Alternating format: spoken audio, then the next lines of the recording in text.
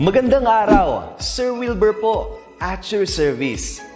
Narito ang ETUlay upang gabayan ka sa inyong pag-aaral upang lubos na maunawaan ang iba't ibang paksa o subject. Ang ETUlay ay isang free online tutorial class na pinangungunahan ng DepEd Educational Technology Unit sa pamumuno ni Undersecretary Alain Del B. Pascua. Ang programang ito ay hindi lamang para sa mga bata, kundi ito rin ay magsisilbing gabay sa mga magulang at mga guro kung paano nila ituturo o gagabayan sa bawat asignatura ang kanilang mga anak o mga estudyante. Sa kasalukuyan, ang self-learning module mula sa rehiyon ng Calabarzon at kilala sa tawag na pivot ang ginagamit sa ating ETUlay online class. Kaya ano pang hinihintay ninyo? Ihanda na ang inyong mga ballpen o lapis, papel o kwaderno at samahan kaming itulay ang pagkatuto para sa bawat batang Pilipino. Sama-sama tayong magtutulungan para malampasan ang mga hamon sa panahong ito. Halina't matuto kasama ang inyong online tutor sa oras na ito.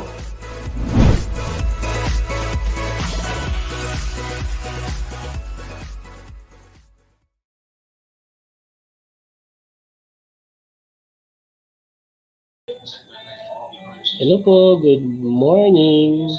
Hello Ma'am Diana, good morning po. Good morning po. Alright, sige po.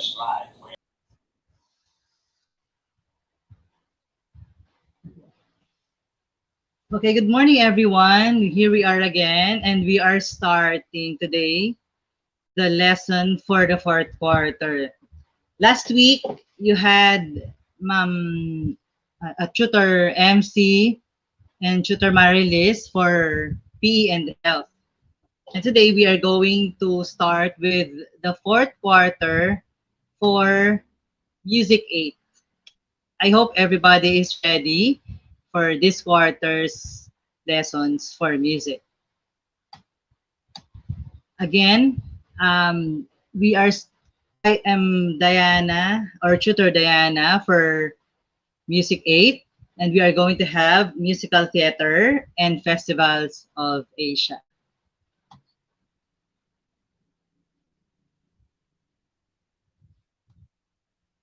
So for this lesson today, at the end of the tutorial, you're expected to, so here are the MELCs for today.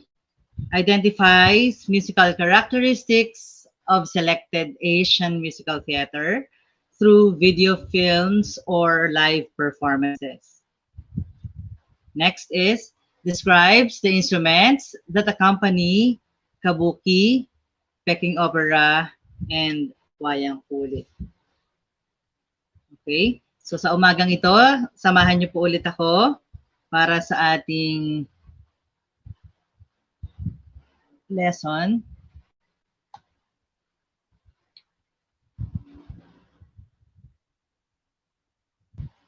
Okay. So, hi po from Prince Angelo Siringan. Okay. So, first you have to answer some questions that I have prepared for you this morning. Pwedeng paki-comment lang po if you know the answer so that we can have our interactive lesson for today. So, the directions for today's activity is identify the words being described, choose the answer from the box below, or choose the answer from the words given below. Okay. The first question, okay, before I read the first question, hello, Miss Hannah Lucy Kawilan, watching from Banquero Integrated High School, and Krisa May Bayawa, Batallones. Good AM po. I am Krisa May, grade 8, watching from Connor Apayao of Cupis National High School. Okay, good morning. Okay, let me read the first question. Those students who are watching right now and the teachers and the parents, please bear with me. Makinig po kayo at sana po ay matulungan ko po kayo sa umagang ito. Maraming salamat po. Number 1 question, It is a combination of acting, dancing, and music, which includes the manifestation of form, color, and sound. Okay, the first option is Kabuki. Number two option is Peking opera. If anybody of you knows the answer, please type your answer and then send it to the comment box. Okay? Anybody? Again, it is a combination of acting, dancing, and music, which includes the manifestation of form, color, and sound. Is it Kabuki or Peking opera?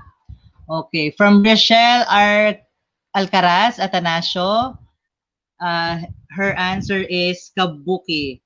Also, Marcy Rive. Okay. The answer is okay. You're correct. The answer is Kabuki. Number two question. Combination of music, vocal, mime, dance, and acrobats. Is it Wayang Kulit or Peking opera? You may comment your answer so that everybody who are watching right now can see your answer. Okay. From Esther Hope Castillon, her answer is Peking opera. From Rachel Alcaraz Atanasio, her answer is Peking opera also. And also with Julian Millares. Okay, let's see the answer. Okay, the answer is Peking opera. Very good. Thank you po dun sa mga sumasagot. Thank you for participating this morning. Next question. Number 3, a traditional theater art of Indonesia. Again, a traditional theater art of Indonesia. Is it Wayang Kulit or Peking opera? Let's see. Okay. Let's see if you can answer. Okay. Julie Ann Millares, what's this? Rika Oruma says it is Wayang Kulit. Also with Razel Resho. Let's see what the answer. Okay, the answer is Wayang Kulit. Very good. Next number or next question. Number 4, a Japanese barrel-shaped drum. If you are familiar with the barrel-shaped drum, I hope you can answer this. Okay, let's see. Is it taiko or otsuzumi? Is it taiko or otsuzumi? You may type your answer. Okay? Sige. Since hindi naman talaga tayo sabay-sabay ng signal, so it's all right. So again, the number 4 question, a Japanese barrel-shaped drum. Is it taiko or otsuzumi? Okay. Let's see. Okay. So let's see the answer now. The answer is taiko. Okay, number 5. Number 5, a recorded flute in China, usually played along with singing. Is it teats or Xiao? Let's see the answer. Okay, we have Xiao. Okay. Now, let's go on with the lesson for today. Thank you for those students who really tried to answer the questions given earlier. Okay. Now, let's continue with our lesson for today. The class for today will be discussing about the Musical Theater of Asia. What is Musical Theater of Asia? What does it includes? Okay. So sa umagang ito, meron tayong Japan, China, and Indonesia. We are going to discuss the different theater art forms from these countries. Okay? Meron lamang tayong tatlo na pag-uusapan sa ngayon. Okay?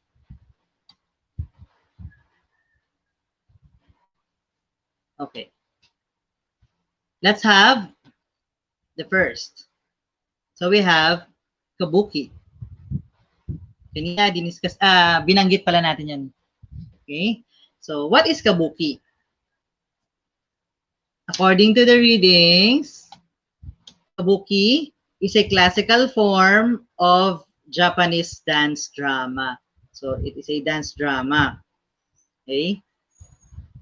The term Kabuki in modern Japanese means, so may ibig sabihin pala yung term na Kabuki. Hindi siya basta tinawag na Kabuki. The term Kabuki in modern Japanese means ka or song, bu or dance, and ki or skill. Okay? Yun yung tinatawag nating Kabuki. So Kabuki is known for its heavily stylized performances. The often glamorous costumes worn by performers and the elaborate kumadori makeup worn by some of its performers. Okay. Now, tingnan natin kung ano yung sinasabi ko kanina na costumes and makeups na ginagamit nila for Kabuki performances. Good morning po, ma'am, watching from GBES ano to? 5 Garcia. Ye Shen Tino. Okay.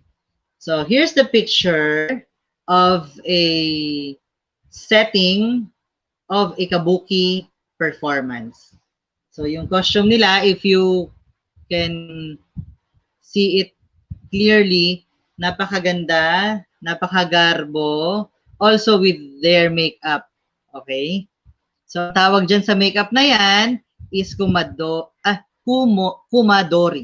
Okay. Okay, that is the kumadori makeup. Next, we are going to discuss about the musical instruments used in Kabuki. Ano nga ba or ano-ano yung mga instrumento na ginagamit sa Kabuki performance. Okay? So for the Kabuki performance, we have the Hayashi. Ano nga ba yung Hayashi? Hayashi is a group of performers who provide musical accompaniment for Japanese no or Kabuki theater. Now, first instrument, we call it taiko. Taiko is a Japanese barrel-shaped drum. Yan yung binigay kanina dun sa ating pre-test. Okay? So, ito po yung itsura ng Japanese barrel-shaped drum. So, katulad nung sinabi dun sa description niya, barrel-shaped. So, para siyang barrel, yan yung itsura niya. Okay? Next instrument would be Otsuzumi. Ano kayang itsura ng Otsuzumi? Okay. It is also known as the Okawa. Otsuzumi is an hourglass-shaped Japanese drum. So, hourglass. Tingnan natin ang itsura niya. Okay, yan po. Next is, number 3, we have Kotsusumi. Kotsusumi is a small, portable drum used in no. So, ang kanina, binanggit natin yung Otsuzumi. Ngayon, we have Kotsusumi. If you would have observed, kung mapapansin ninyo, yun pong itsura ng Otsuzumi at Kotsusumi ay halos pareho. Ang kaibahan lamang po, mas maliit po ang Kotsusumi. Okay? Huwag po sana tayong malito. Kasi minsan, pag sa Asian musical instruments, nakakalito po talaga. Kasi yung itsura, halos pare-pareho, Ang nagkakaiba lamang po ay katawagan.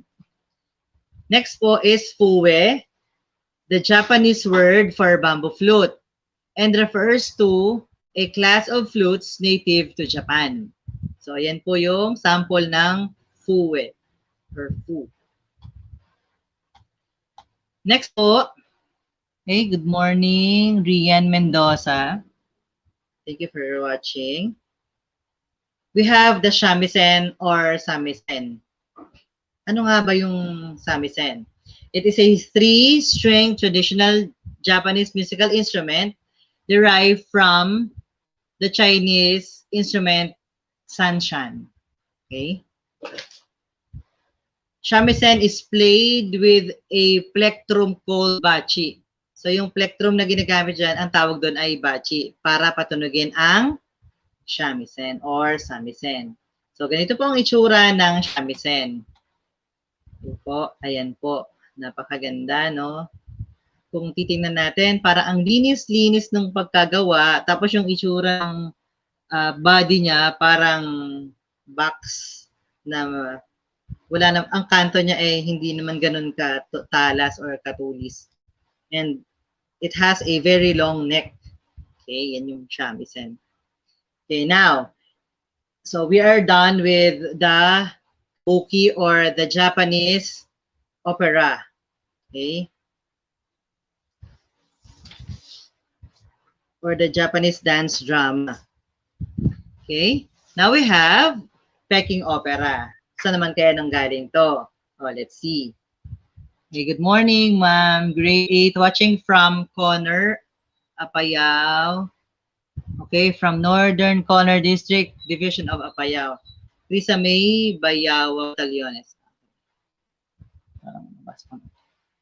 Okay, now let's have Peking opera or Beijing opera. Peking opera is the most dominant form of Chinese opera, which combines music, vocal performance, mime, dance, and acrobatics. Okay. If you have observed kanina, binanggit natin, yung sa Kabuki, dance drama siya. So, performance din siya with music and of course, parehas ng Peking opera, may vocal performance, may dance, ito naman may acrobatics. Okay? Ayan, let's see. Ano nga ba tong Peking opera? So, yan. Now, let's have the classification of musical instruments used in Peking opera. Okay, let's see.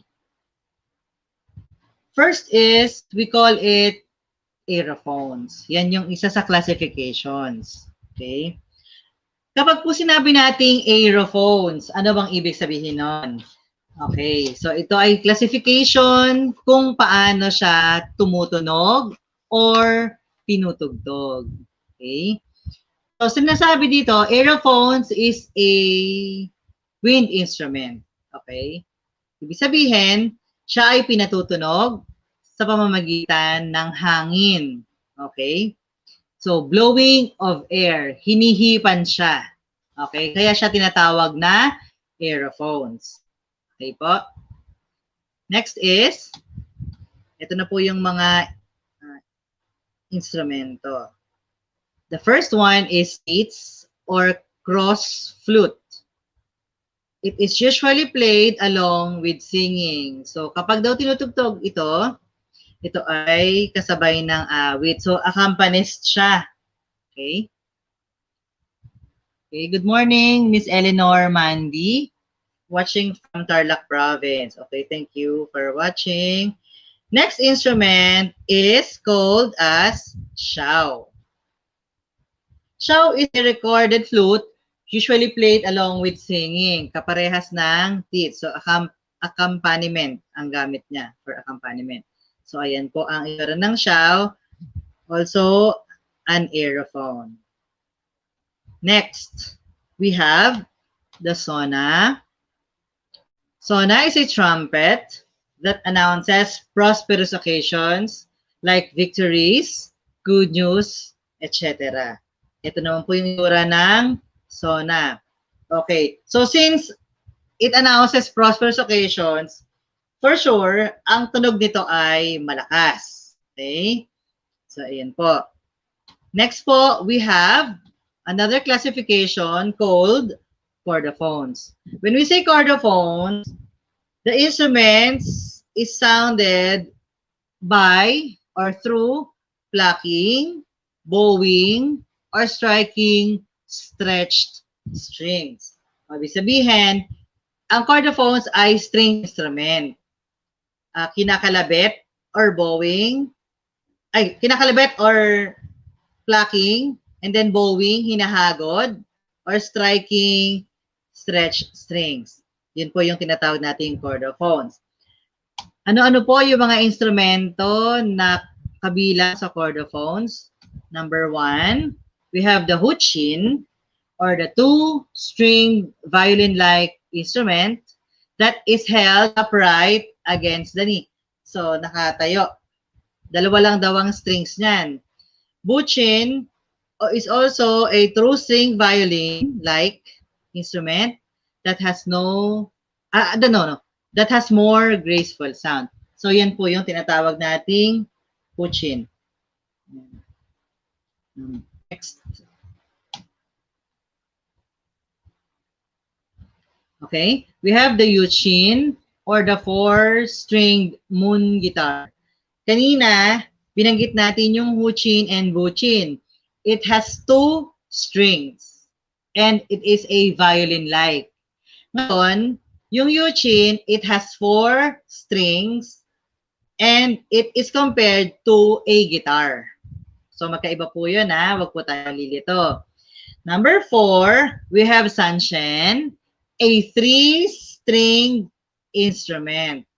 Okay, let's see the example of it. O, ayan po ang itsura ng sanshen. Okay. Next po, we have pipa. Ano nga ba yung pipa? An instrument similar to lute with 4 strings. Ayan, 4 strings din siya. So, yan daw po yung itsura ng pipa. Siyempre po, ilang generation na yung dumaan, minsan naiiba na yung itsura niya. Pero yung shape niya, same pa din, nagkakaroon lang siguro ng embellishments, dinadagdagan ng konting design, ayun. Tsaka yung materyales, siyempre po, yung availability na nababago. Yan po. Okay? Next po, we have ETUphones. Ano naman po yung ETUphones? Okay. Pag sinabi nating ETUphones, ito po yung mga instrumento na ginagawa ng tunog or nagkakaroon ng tunog through vibrations of the instrument itself without the use of airflow. Hindi kailangan nahipan. Okay. So, ano-ano kaya to? Okay. We have the number 1, talo, and number 2, xiaolo. Tingnan natin. So, xiaolo and talo is a gong that signify the beginning of a performance. Ayan po yung talo and xiaolo. So, meaning, pag sinabing ETUphones, ito po ay pinapalo. Ayan. Number 3, we have the tanpiku. It is a kettle drum that is used to create the tempo of the performance. So, siya daw po yung nagsasabi kung gaano kabilis o kabagal ang isang performance. Okay. Now, we have wayang kulit. Ano naman kaya itong wayang kulit? So, kanina, sabi na natin yung Kabuki. We also have the Peking Opera. And we have now the wayang kulit. Wayang kulit is a traditional, form of puppet shadow play. So, ayan po yung shadow play. Originally found in the cultures of Java, Bali, and Lombok in Indonesia. A wayang kulit performance, the puppet figures are rear projected on a taut linen screen with a coconut oil or electric light. O, yan po yung tinatawag nating wayang kulit. Ano naman kaya yung mga instrumento na ginagamit sa wayang kulit? Okay? Gamelan instrument is the traditional ensemble of the Japanese, Sundanese, and Balinese peoples of Indonesia. It is made up predominantly of percussive instruments. So, yun po yung ginagamit nila, the gamelan instruments. Next, we have the Japanese gamelan. So, ano naman po ito? These are gongs and percussion instruments made of tuned metal that are found throughout the Southeast Asia. Okay? So, ang ensemble na ito ay kinumpasan or conducted by a drummer and often includes voice, bamboo flute, xylophone, and string instruments. Okay? So, may kahalo din po na string instruments. Next, the instruments of the gamelan. Okay, let's see what are the instruments of the gamelan. Number one, we have the saron. Normally has 7 bronze bars placed on top of the resonating frame called rankak. So, yung pinagpapatungan, ang tawag po dyan ay rankak. Okay po. Next po, we have gender. Ano naman po yung gender? It is a type of metallophone, a bronze xylophone with resonance chambers beneath. Yan po yung itsura ng gender. Okay? It consists of 10 to 14 tuned metal bars suspended over a tuned resonator of bamboo or metal, which are topped with a mallet made of wooden discs for bali or a padded wooden disc for Java. Next is we have bonang. A bonang is a collection of small gongs placed horizontally on the strings in a wooden frame. Katulad sabi ko kanina, ang tawag po sa patungan ay rankak. Okay, number 4, we have gong and kempul. It is a set of pitch-hanging knob gongs, often made of bronze, wood, and cords. Okay po? Yung bronze po, yung instrumento itself. Yung wood, yung frame po na pinagsasabitan doon. At yung cords na, or tali na, na nagbibitin or pinagbibitinan ng mga gongs. Okay po? Next, we have the Kenon. Kenon is a kind of gong and it's placed on its side. Ayan po, yung Kenon. Next po, we have the ketuk. Ketuk is a metal gong idiophone. Next po, we have the gambang or the kambang kayu, a wooden xylophone-like instrument used among peoples of Indonesia in Gamelan and Kulintang. Okay. Number 8. Have the Rebab. What is Rebab? It is one of the earliest known bowed instrument and is the parent of many bowed instrument. Okay. Or string instrument. Ayan na po yung itsura niya. Next po. We have the suling or seruling. It is an Indonesian bamboo ring flute. Ayan po. Originating from Sundanese music in West Java, Indonesia.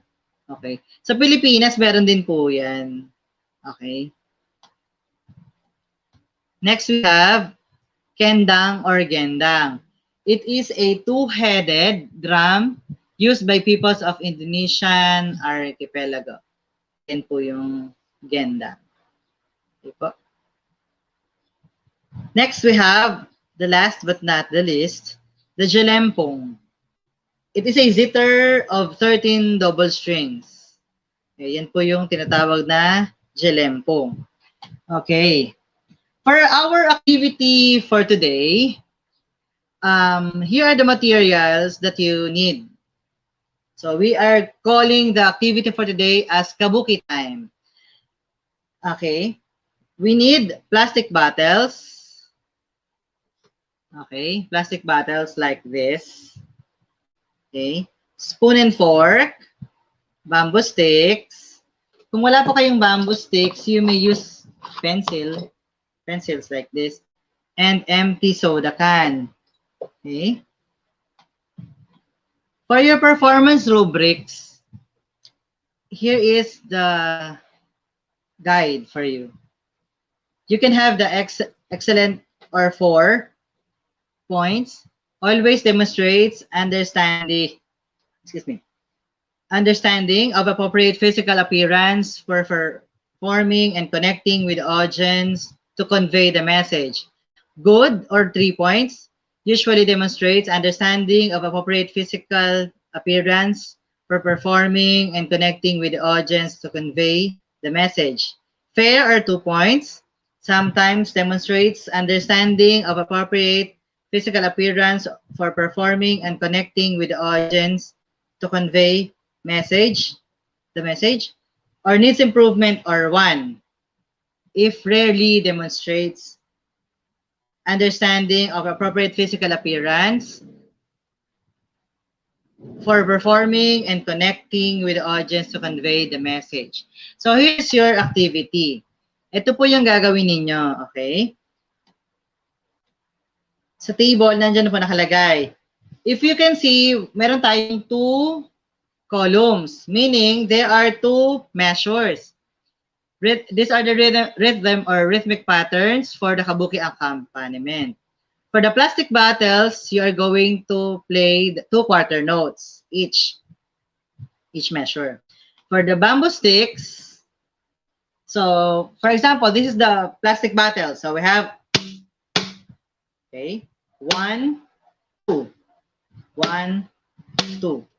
For the bamboo sticks, you have the set of 16th notes, sorry. So if you have the bamboo sticks, or if you don't have the bamboo sticks, you have the pencils. Okay. Okay, you may use that. Okay. And you also have the spoon and fork. For the spoon and fork, here is your pattern. Okay. Okay. And or empty soda can. So you have the pair of 8 note plus a quarter note. So that is for the empty soda can. So you may look for a soda can or any can, maybe. Okay. So you can ask some of your homemates. Yan, yung mga kasama niyo sa bahay, nanay, tatay, kapatid, lolo, lola. Pwede niyo silang isama. Kunyari, si Lola, pahawakin niyo ng plastic bottles. Si Kuya, bamboo sticks. Ikaw, spoon and fork. And soda can, si Lolo. And kuhanin niyo namang taga-grade o tagapagbigay ng rating sa inyo. Based sa rubrics na ibinigay ko kanina, you may ask your father or your mother or any other people na nandyan sa loob ng bahay ninyo. Or kung nasa compound kayo, siguro yung kapitbahay nyo, pwede rin. Okay? So, ayan po yung activity na gagawin ninyo. And I hope you can enjoy in doing that activity. Okay? Okay, again, good morning po. And this has been Mrs. or Tutor Diana for today's lesson in Music 8. I hope you have learned something. Sana po ay nakatulong ako sa inyo sa pagsasagot at unawa sa lesson natin sa araw nating ito. Maraming salamat po. Abangan niyo po ulit ako sa susunod na linggo. Maraming salamat.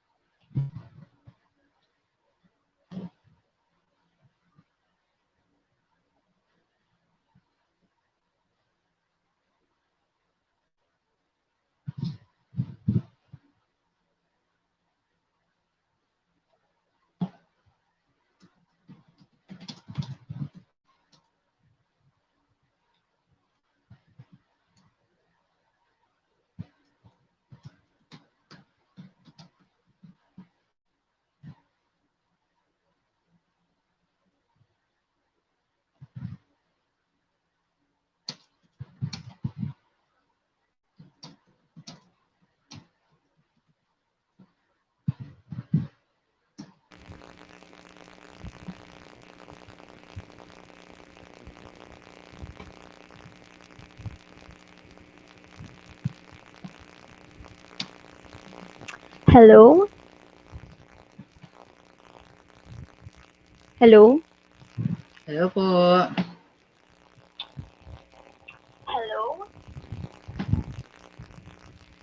Ayan. So, thank you so much, Ma'am Diana, for music session. Thank you so much. Marami kaming natutunan sa iyong Thank you po, music Ma'am Del. session.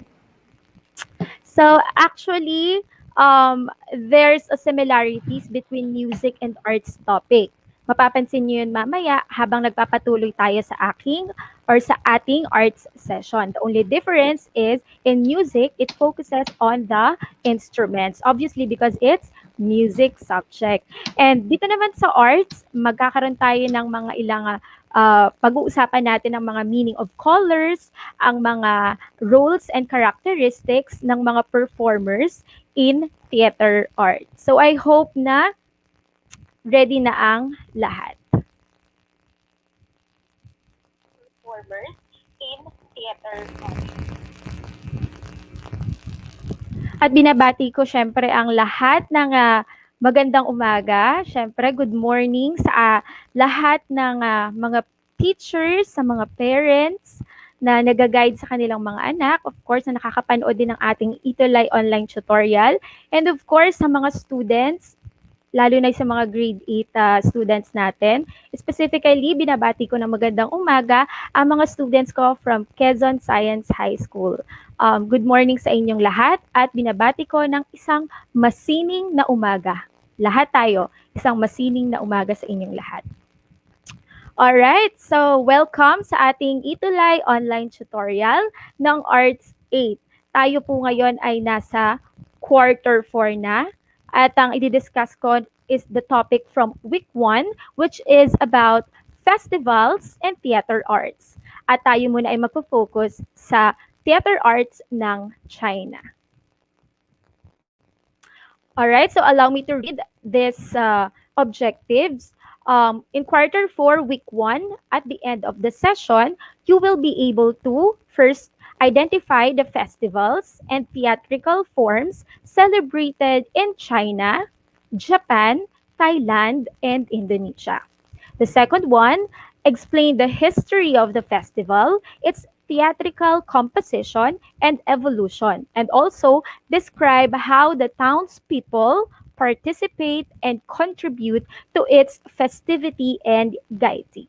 And of course, ang pangatlo natin, let's give value and let's appreciate their art, motifs, and themes. Meron tayong iba't ibang uri ng sining, pero ang tanging may contribute natin bilang hindi naman tayo taga doon sa lugar na i-discuss ko ngayon is pahalagahan din natin sa simpleng paraan na kaya natin and let's appreciate. Alright? So without further ado, mag-start na tayo ng ating session at kagaya ng nabanggit ko kanina, tayo ay nasa pag-uusapan natin ang festival and ang theater art. Alam ko naman na ang ilan sa mga manonood natin ay pamilyar sa mga salitang festival, sa salitang theater, sa salitang art. So tayo ay natural na meron tayong alam na mga background sa mga salitang naka-flash ngayon sa inyong screen. At gusto kong malaman yan, okay? So, unahin natin ang salitang festival.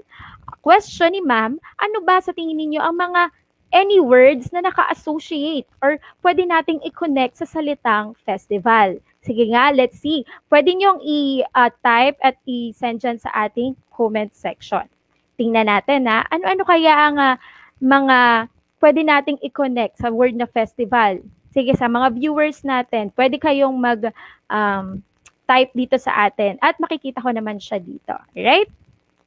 Sige, tingnan natin. Okay, music by Elaine Dominique Nase. Ang sabi naman ni Paula Saralde, color. Okay, ni Richelle Alcaraz, gatherings.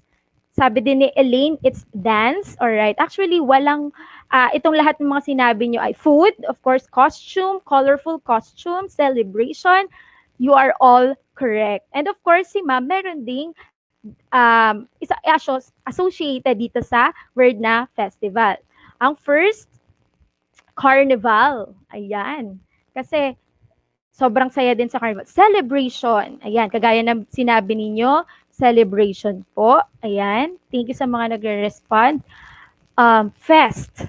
Okay, that is correct. Festivity. Fest or festivity. Fiesta, of course. Fiesta. Sobrang, pag narinig natin yung festival, parang yan yung pinakauna pumapasok sa isipan natin, ano? And ano pa? Gala, okay, yung mga ganyang gatherings, ano, so lahat ng yan ay, lahat ng mga sinabi ninyo dito, okay, event, history, creativeness, fun, yan, mga sagot ni na Zeus, Aguilar, ni na Rafaela, Harry, lahat yan ay mga tamang sagot, accepted lahat. And though alam natin at kaya nating i-define itong salitang festival, gusto ko pa rin na i-share sa inyo itong definition that a festival is an event ordinarily celebrated by a community and centering on some characteristic aspect of that community and its religion or culture. May nagsagot kanina ng religion. So, tamang-tama ang isagot. Si Lay, Calvin, ano, sabi niya, religion. So, pasok din siya sa pwede nating i-connect sa festival. Religion or culture, of course, it is often marked as a local or national holiday. So usually, di ba, pag nag-celebrate ng festival ang isang community, it's holiday, ano, bilang pagbibigay ng pagkilala doon sa festival. So dito sa amin sa Quezon, meron kami tinatawag na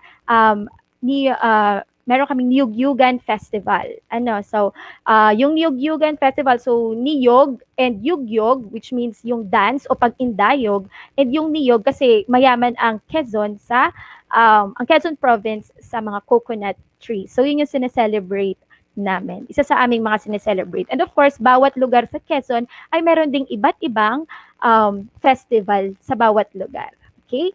Next, let's proceed to theater arts. Okay, na-define na natin or nakapag-connect na tayo sa festival. How about the theater arts? Let's see. Post lang kayo dito, mga viewers. Ano kaya ang pwede nating associate or i-connect sa theater arts? Inihintay ko lang ang kanilang mga sagot ng ating mga viewers. Well, anyway, ito ang ayan, meron dances, sabi ni Elaine. Acting. Yan, okay? So, let's see. Of course, sa theater arts, meron tayong tinatawag din yung performing arts. And under that is, of course, we have the music. Hindi mawawala yan sa teatro. The magic, the mime. Okay? And aside from that, ano pa? We have dance. Base na lang sa background natin dito sa PowerPoint na naka-flash ngayon, dance, actually it's a ballet dance, no? And opera, mga illusion, and also puppetry. So those are words na pwede nating i-relate sa theater arts. Alright? So ngayon, dahil meron na tayong, kumbaga na-refresh na sa atin ang festivals and theater arts, mag-proceed na tayo dito sa ating pre-assessment. Yes, it's a pre-assessment. And this activity is a word hunt. So you're going to find words related to the principles of composition and organization in theater art. Okay, doon muna tayo mag-focus sa theater art. Is medyo iset aside muna natin si festival. Okay, in the following box of jumbled letters. So may clue si ma'am. There are 13 words to look for. But no pressure sa ating mga viewers, okay? Kasi may time limit akong ibibigay in 2 minutes. It's okay. Huwag kayong ma-pressure. Hindi kailangan kumpletuhin ng 13 words. Kung ano lamang ang inyong makita na nakarelate, pero dapat ito ay related sa organization in theater arts. Okay? It's pwedeng 2 or 5 ang inyong makita. Okay, let's start. Let's proceed. There, okay? So, meron tayong 2 minutes. Ipe-play ko lang to. And pag nag-stop na ang ating 2 minutes, tayo ay magtitigil na din ng paghahanap ng mga words. Okay, time starts now.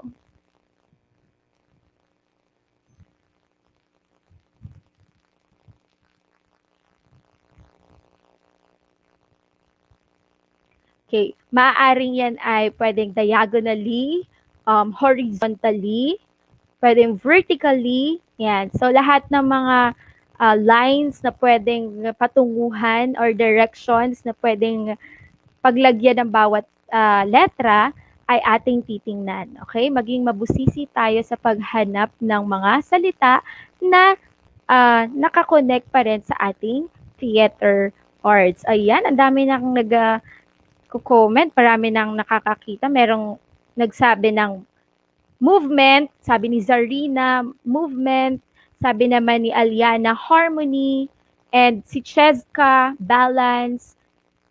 Okay, sabi naman ni Miss Refazo, proportion. Sabi din ni Harry, proportion. And according to Jarvis, nakakita siguro siya ng movement, ng balance, variation, and harmony. Okay, sabi naman ni Jana May, unity daw. Meron din siya nakitang unity. And sabi naman ni Marcy, logic. So may nakita siguro siya ng word na logic. Okay, malalaman natin yan. Ilang segundo na lang. At i-reveal na natin ang mga words. Okay, sabi ni Jolo, movement, contrast, and madami siya. Ni Jolo Rubias, movement, contrast, variation, proportion, balance, harmony, subordination, unity. Oh, very good. Ang dami niyang nakitang mga sagot.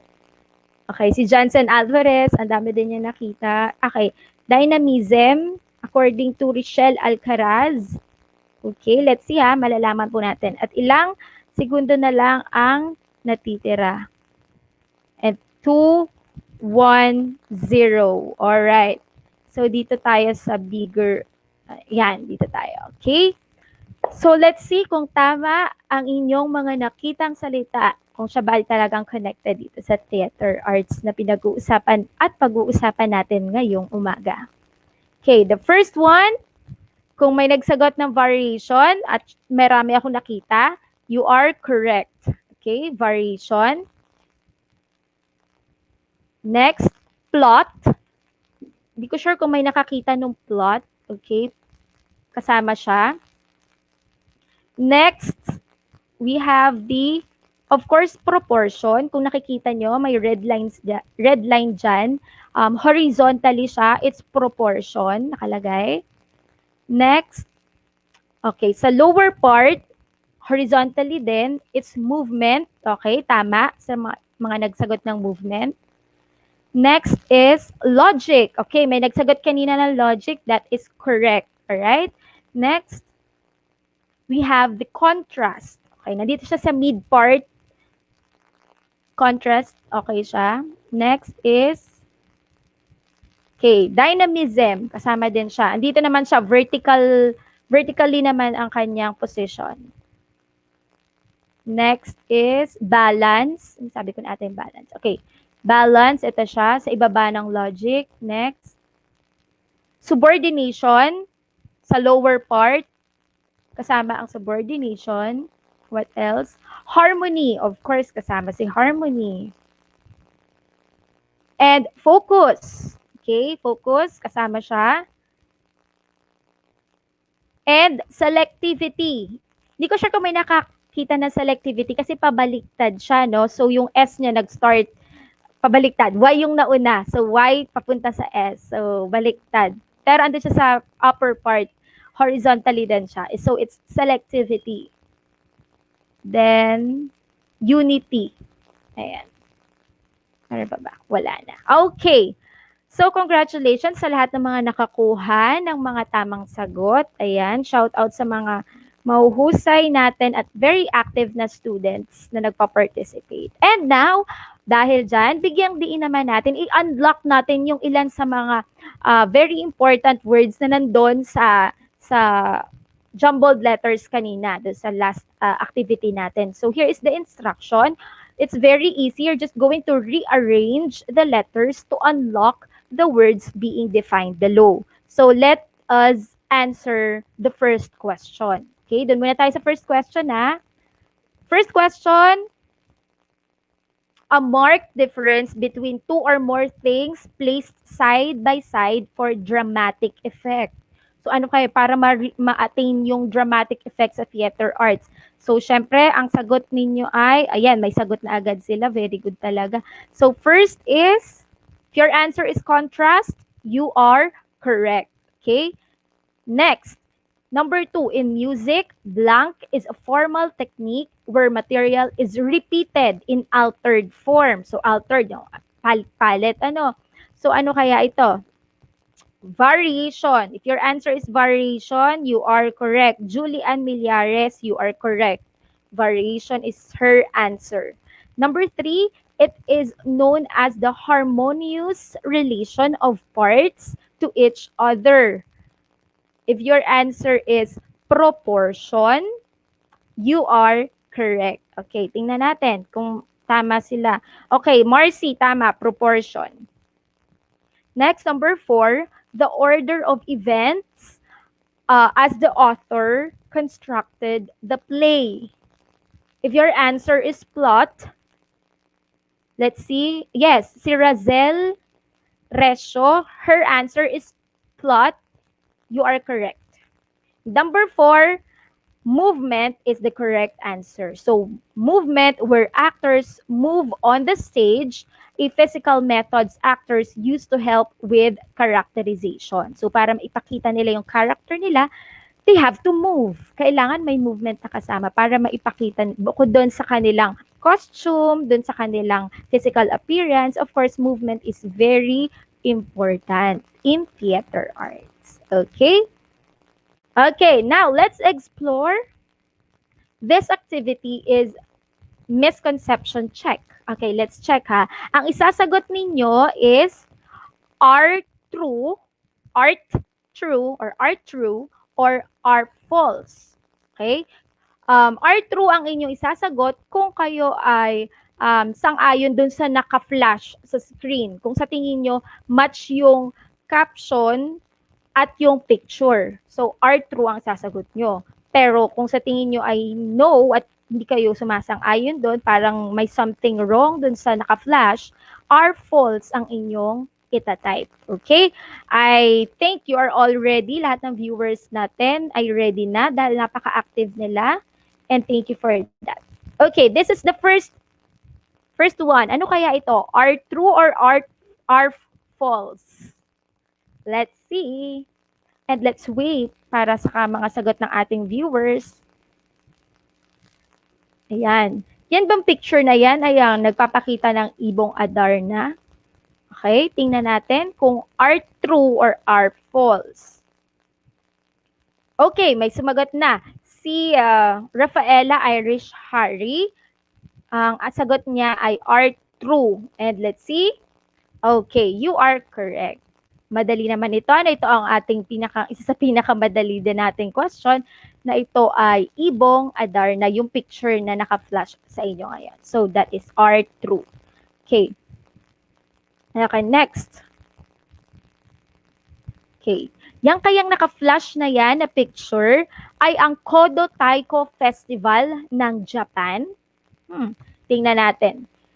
Pakilagyan ng number sa mga viewers natin. Lagyan nyo ng number mga anak kung nasa number 2 na ba kayo or 1 pa din ang inyong natatype. Okay?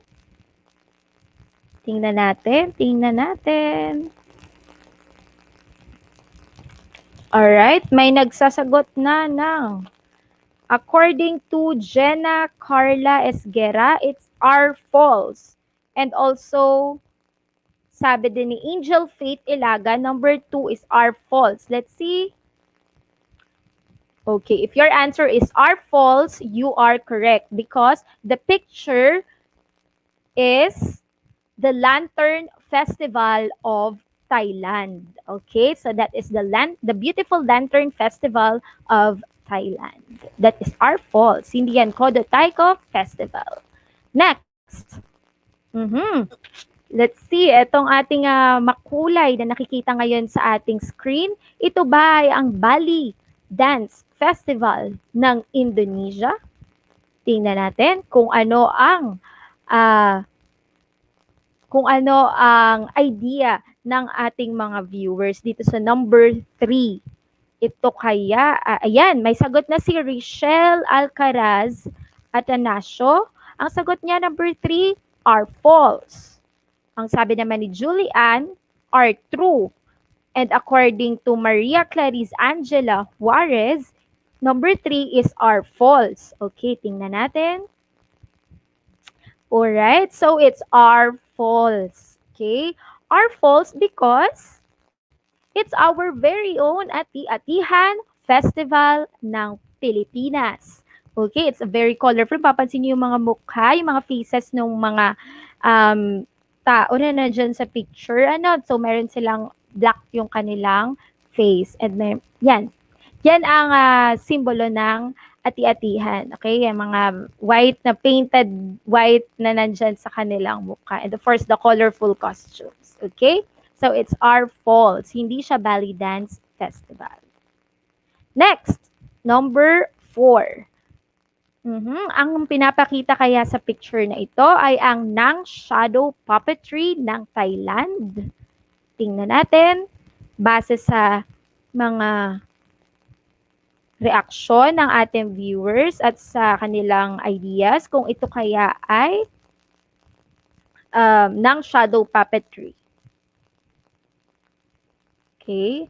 Ang sabi ni Richelle is number 4 is our falls. Sabi naman ni John Chris Perez and ni Sandre Sumande, it's our true. And also from Angel Faith Ilagan, it's our true. Okay. And the correct answer is our true. Okay. Ang nakikita nyo ngayong picture ay yung likod kasi siya. Okay. Sila yung mga puppeteer, kumbaga. Ano. So, dun sa harap niyan, hindi nang inano kasi masyadong obvious, 'di ba, kung yung shadow talaga. So that is Nang Shadow Puppetry of Thailand. Sila yung puppeteer na nagpapagalaw ng nagbibigay buhay doon sa shadow puppetry ng Thailand. Okay, nasa kanila ang life noong buong show na 'yan. Okay? And next, meron agad naka-ready na agad si Jana May Manas, naka-R na siya sa number 5. And this is number 5. Do you think this picture shows the Peking Opera of China? Tingnan natin. Peking Opera of China ba ang ipinapakita sa picture? Number 5, ang sabi ni Richelle, it's our true. Sabi din ni Clarice, it's our true. And ni Marcy, it's our true. Alright, so lahat ng mga nagsagot ng our true, you are correct. So, this is our true. And speaking of Peking Opera of China, ayan ang ating pag-uusapan at ang pinakang highlight ng ating session ngayong umaga. It's the Peking Opera of China. Ayan. So, dito na tayo. Lipad muna tayo sa China, ha? Di bale, may vaccine naman at sila din naman na nagpo-produce ng mga vaccine. So, tara dito tayo sa China. At ipapakilala ko sa inyo ang kanilang very known as in pinakang kilalang theater arts. Okay? Yan. So, ang China ay merong kinikilalang traditional theater art form. Okay? Sa pangalan ng Peking Opera or tinatawag din nila na Beijing Opera. Okay? So, that is China. And aside from that, ang Peking Opera ng China ay ang pinagsama-samang music, vocal performance, pantomime, dance, and acrobatics. Okay. Nagsimula yung kanilang Peking Opera na yan at yung Beijing Opera noong late 18th century. And pinakang na-develop yung kanilang pagkilala sa Peking Opera noong mid-18th century. So doon na-recognize na ng mga, hindi lang ng mga tao na involved sa theater arts sa China, kundi yung mga people of China talagang nakilala na siya at na-recognize na siya noong mid-19th century. Okay? Next, during the Qing Dynasty kasi, nagkaroon ng pinakang higit, kumbaga extreme, yung pagkakakilala nila dito sa Peking Opera. And bukod doon, dyan na din nagsimula na makilala yung Peking Opera or yung Beijing Opera as one of the cultural treasures of China. So, hindi na lang siya basta stage performance or theater performance, naging bahagi na din siya ng cultural treasures ng kanilang lugar, which is the China. Right. Now, let's talk about Peking Opera of China. So dito nga siya, itong mga tao noon sa kanilang lugar ay talagang very focus sa pagtitraining ng mga kabataan. Sa mga kabataan, kumbaga at young age talagang sila ay pursigido na matuto ang mga Chinese ng Peking Opera. Kaya meron silang Peking Opera training. So pupils were often handpicked at a young age by a teacher and trained for 7 years. Okay? Imagine, 7 taon nilang tinitraining ang mga young age ng na Chinese para matuto niyang Peking Opera training na yan. Pero yun ay merong contract mula sa kanilang child's parents. So after 1911 or after nung taong 1911, training took place in more formally organized school. So hindi na lang basta yung mga informal ways ng training ang ginagawa nila sa Peking Opera. Kumbaga naka-integrate na din siya sa mga schools talaga or meron na talagang schools for like Peking Opera training talaga. So that is kung paano nila pinapahalagahan ang kanilang ang Peking Opera or Beijing Opera. And students of these schools rose as early as gumigising ng 5 o'clock in the morning para sa exercises. Yun yung bahagi ng training nila sa Peking Opera training. And during daytime, ini-spend nila yung kanilang pag-aaral sa mga skills, sa mga pag-acting, sa pag-dance, sa mga combat, And yung mga senior students naman is pine-perform na nila yung mga natutunan nila doon sa outside the theaters in the evening, tuwing gabi. So, ganun katindi ang kanilang training para sa Peking Opera. Okay? Next. At ngayon, dahil tayo ay nandun na sa training at napag-usapan na natin ng Peking Opera training, dumako naman tayo ngayon sa roles and characters. Okay? So, ito, ipinapakilala ko sa inyo ang mga main male role in Peking Opera. So, first is si Sheng. Sheng. Sheng ang term na ginagamit nila sa mga main male role in Peking Opera. Unahin natin itong first picture. Ayan. Siya si Xiao Sheng. Ayan. Ano kung mapapansin nyo, ang mga pangalan ng male role nila ay mga nagtatapos sa Sheng kasi yun nga sinisimbolo ng lalaki yung kanilang character. So siya si Xiao Sheng. Medyo nabubulol si mama. So itong actors na to are often involved in beautiful women. Ayan. So itong character nito ay nagpapakita ng parang medyo involved siya. Parang madalas ay meron siyang connected sa kanyang mga magagandang babae.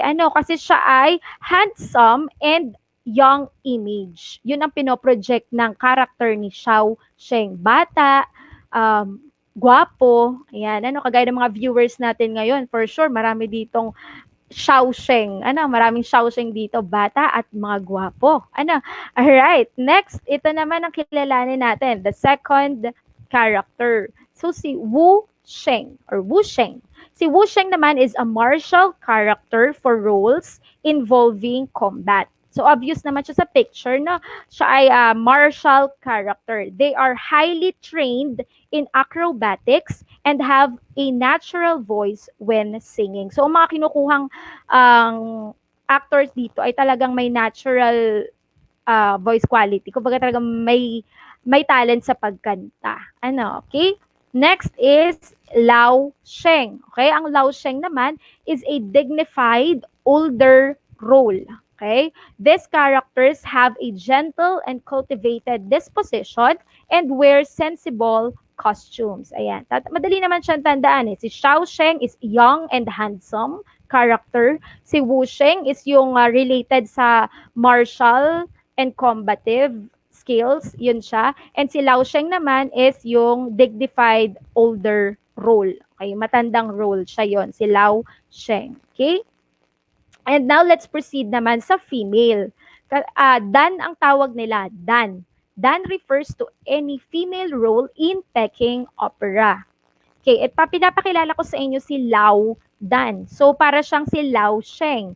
Kung si Lao Sheng ay ang dignified old role, ito naman si Lao Dan is an old woman. Okay? Kaya lang babae siya, kaya Dan, hindi Sheng. Okay? And the next one is Wudan. Okay. Wudan is a martial woman. So, kapartner naman siya ni Wu Cheng. Kapartner naman siya nun. Siya naman ay si Wudan.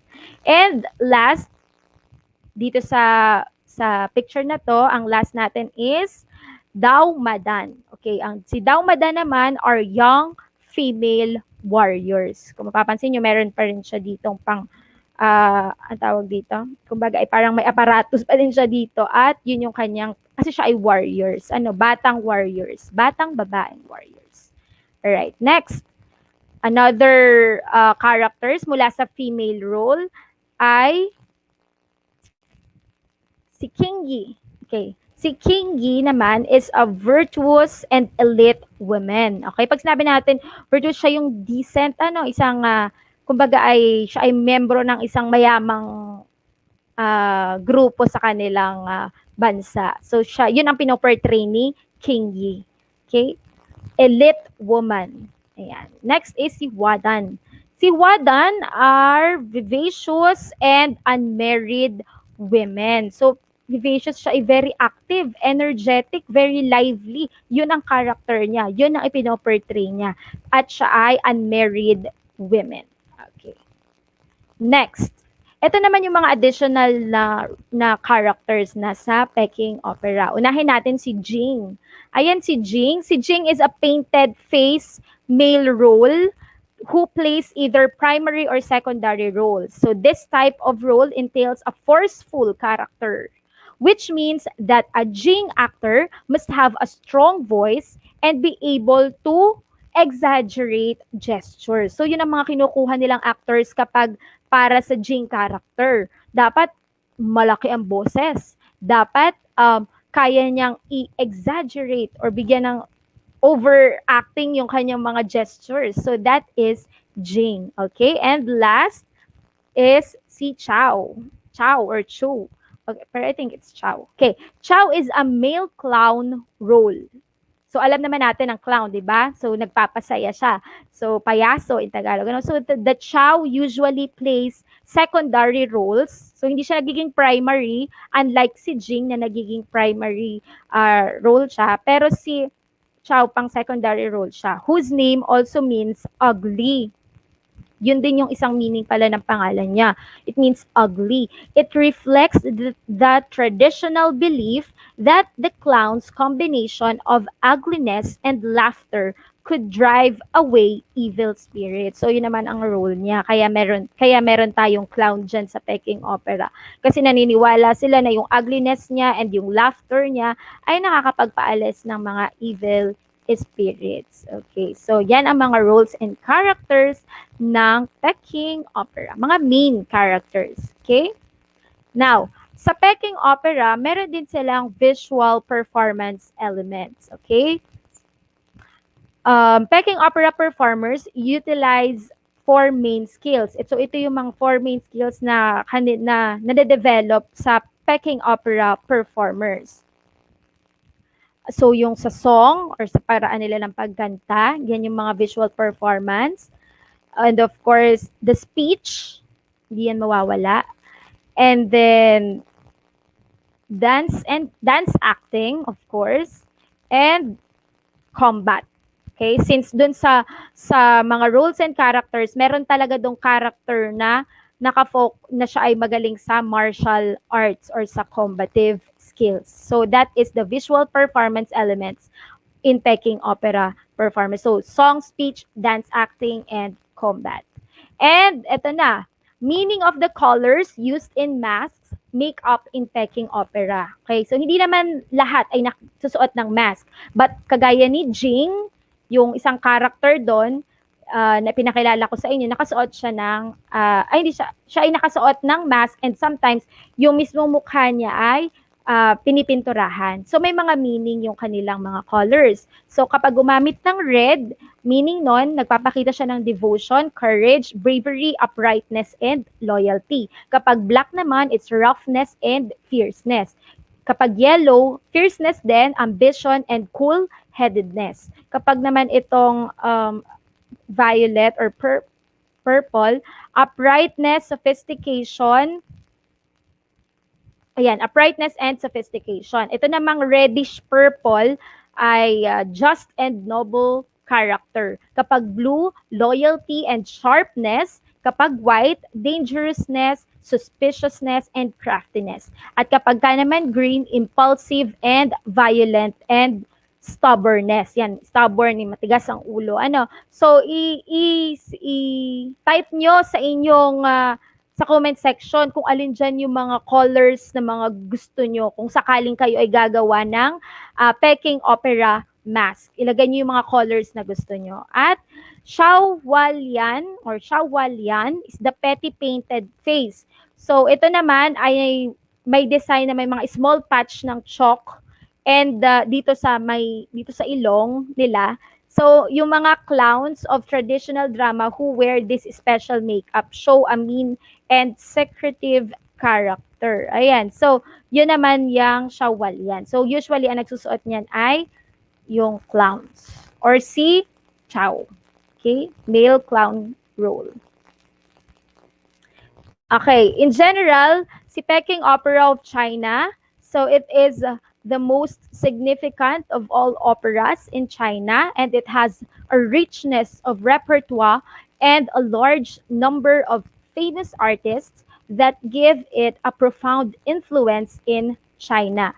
So the traditional plays share a large role in preserving Chinese culture for new generations. So isa yon sa mga goal ng mga Chinese, yung panatili nila yung Peking Opera na bahagi ng kanilang treasure ng kanilang bansa at bahagi ng kanilang kultura para hindi yon mawala at maipasa pa sa mga susunod na henerasyon. So that is the Peking Opera of China. And now, dito na tayo sa ating last part. Let us test your new knowledge. Okay, number 1, pwede nyo nang sagutin to ng diretso from 1 to 5 sa ating mga viewers. First question, ang isasagot nyo is correct or incorrect. Okay? Correct or incorrect. So number 1, ito ba ay correct or incorrect? Sheng is the main role in Peking Opera. Tignan natin, nasa na ang ating mga viewers at na magsasagot sila dito. And number 2, correct or incorrect ba? Daumadan are young female warriors. Number 3, correct or incorrect? Wudan is a male martial character for roles involving combat. Number 4, correct or incorrect? Xiao is a male clown role. And number 5, correct or incorrect?